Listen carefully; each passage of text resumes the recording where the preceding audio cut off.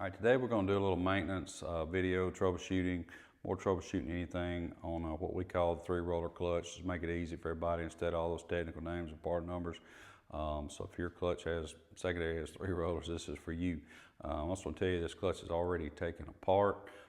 We did a Dalton clutch kit video where we showed you every tool and took these things completely apart. It's about a 30-minute video, no need making another one that long.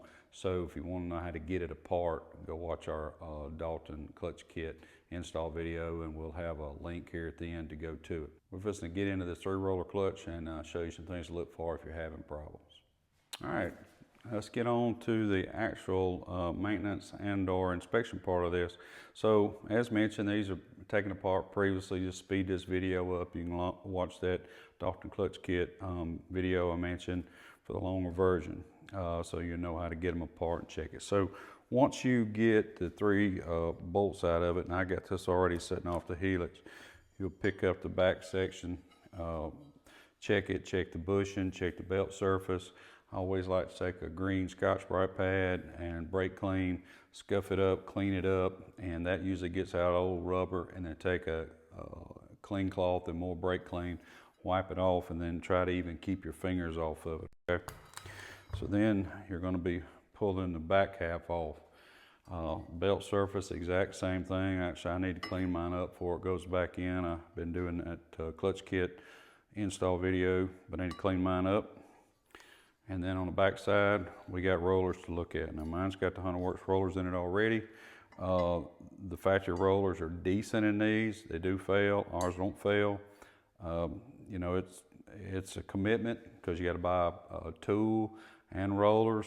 I highly recommend it, but I get it. But nonetheless, you want to check your rollers out. You want to just simply check general condition of it.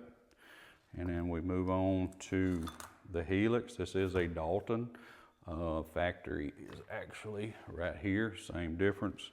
We'll look at both. We're going to just look at the condition of the surfaces on here. This one, obviously, this is a brand new unit, so just barely marked, but you're going to look for grooving. If you have any of those rollers go bad and that little pin in there is going to eat this up, you're going to have to replace it.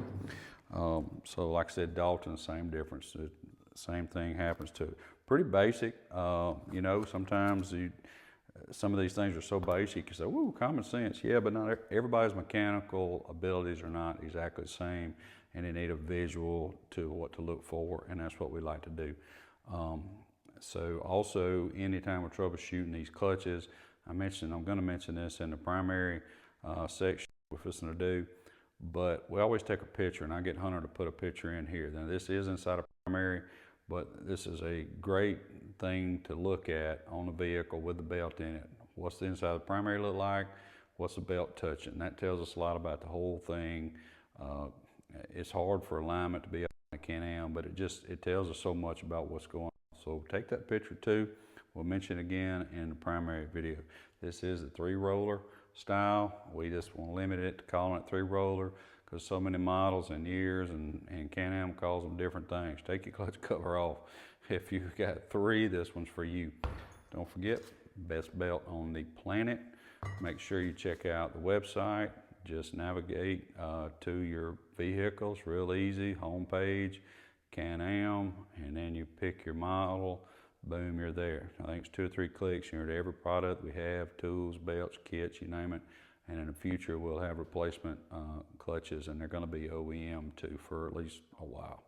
So, if you got any questions, Todd at Hunterworks.com. Thanks.